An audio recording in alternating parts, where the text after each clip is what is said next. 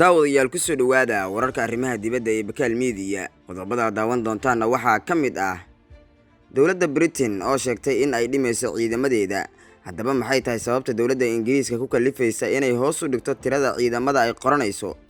Dalka Sacuudi Carabiya boqortooyadu waxay sheegtay in ay heshiis la gaarayso doorkan Xuutiyiinta. Haddaba muxuu yahay heshiiskan ay doonayso in la gaarto Xuutiyiinta oo duqeymo ku wada gudaha Sacuudiga? Maxaase ku kalifay dawladda Sacuudiga in ay markan heshiis dalbato kadib 6 sano oo colaad ba'an ay kula jirtay kooxdan Xuutiyiinta ee ka dagaalanta gudaha Yemen? Iyo madaxweynihii hore ee dalka Mareykanka Donald Trump oo sheegay inuu dib ugu soo laaban doono baraha bulshada. Intaasi waxa ay qodobada warkeena dibadda ugu doorka roon, haatanna isagii oo faahfaahsan. Dawladda Britain ayaa lagu wadaa inay ku dhawaaqdo qorshaha dhimidda tirada ciidamadeeda qalabka sida qorshuhu yahay. Waxaa meesha laga saari doonaa oo la dhimi doonaa ilaa 10,000 oo askari, taasoo qayb ka ah qorshaha casriyeynta ciidanka sida in ay yeeshaan diyaaradaha aan duuliyaha lahayn. Dib u habeynta gaashaandhigga ayaa waxaa laga yaabaa in sidoo kale la dhimo diyaaradaha dagaalka iyo taangiyada, balse taa beddelkeeda waxay dawladdu sheegtay in la badin doono tirada maraakiibta, gujisyada badda quusa iyo guud ahaan badmaaxinta. Tirada ciidamada rigliga ee Britain ayaa waxay noqon doontaa 72,000 oo askari kadib markii sanooyinkii u dambeeyay ay socotay dhimistaasi. Xogayaha gaashaandhigga Britain Ben Wallace ayaa lagu wadaa inuu arrintan sharaxaad ka siiyo aqalka baarlamaanka ee dalka Britain.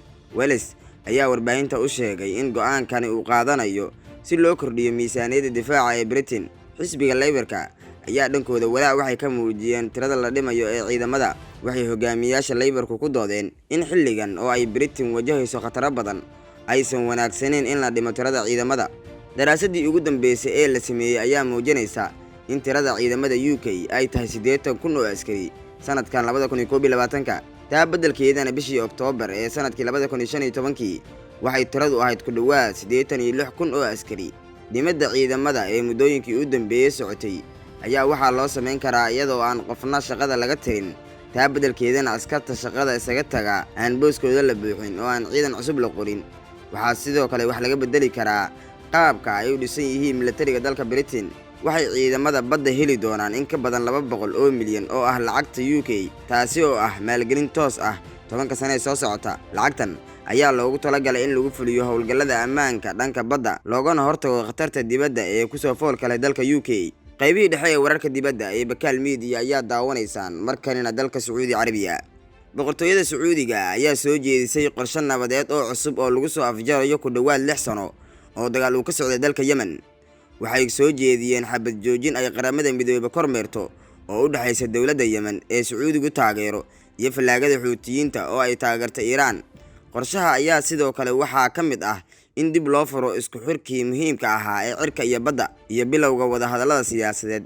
Falaagada Xuutiyiinta ayaa waxay sheegeen in dalabkan uusan u muuqan mid meel fog gaarayo si loo qaado xayiraadda hawada ee badda eena saaran kooxdan. Soo jeedinta waxaa caasimadda Sacuudiga ee Riyaad kaga dhawaaqay wasiirka arrimaha dibadda ee Sacuudiga Amiir Faysal bin Farxaan oo ugu yeeray Xuutiyiinta kuwaas oo gacanta ku haya dhul ballaaran oo Yemen ah inay ka aqbalaan xabad joojinta. Waxa uu sheegay wasiirku in xabad joojinta ay dhaqan galayso isla markaana ay Xuutiyiintu aqbalaan.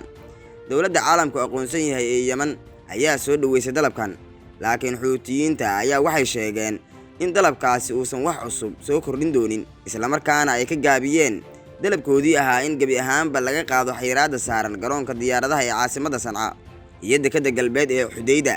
Waxaan filaynay in Sacuudi Carabiya ay ku dhawaaqi doonto dhammaadka xayiraadda dekedaha iyo garoomada diyaaradaha iyo qorshaha lagu ogolaanayo 14 markab oo ah hayaan isbahaysiga in la soo daayo. Madaxa wadahadallada Xuutiyiinta Maxamed Cabdisalaam ayaa u sheegay warkan wakaaladda wararka ee Reuters.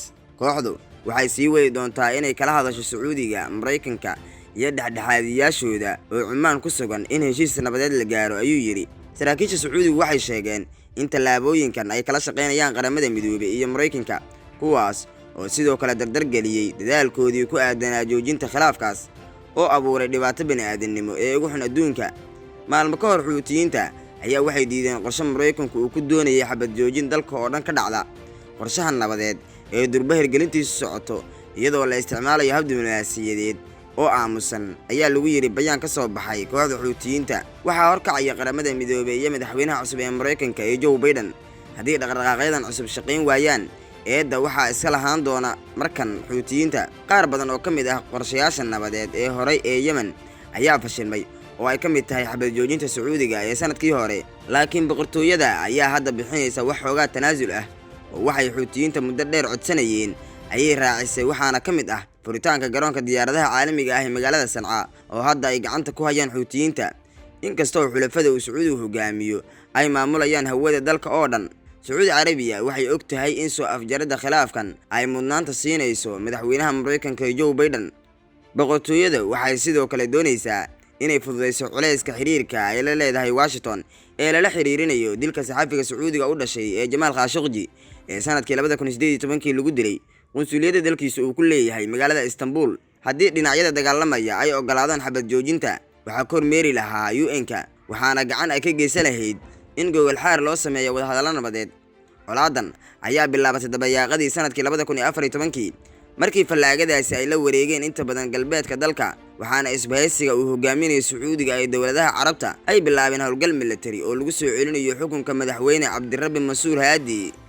Riyadh waxay hogaaminayso isbahaysi military oo gudaha wadankan sanadkii 2015 ka howlgalayay si ay u taageeraan dowladda uu caalamka aqoonsan yahay, laakiin waxay la halgamaysay sidii ay uga saari lahayd fallaagada oo dhul badan haysata.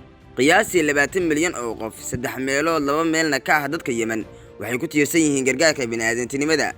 ilaa 2 milyan oo caruur ah ayaa nafaqo xumo baan ay haysaa. culaadaha ka sokow Yemen waxay la kulantay inuu burburay nidaamkeedii caafimaadka, taas oo ka dhigaysa inay awoodi weydo inay la tacaasho cudurka faafa ee coronavirus. cudurkan oo ah mid dhibaato baan ku haya guud ahaan caalamka, dalalkii waaweynaana ay xamili lahayihiin dhibtiisa. daawadayaal, qaybihii dambe ee barnaamijka wararka dibadda ee Bakaal Media ayaan isla soo gaarnay. markanina dalka Mareykanka, madaxweynihii hore ee dalka Mareykanka Donald Trump ayaa dhowaan dib ugu soo laaban doona isticmaalka baraha bulshada sida uu sheegay la taliyihiisa. Trump wuxuu dib u furan doonaa bogag cusub oo isaga u gaar ah.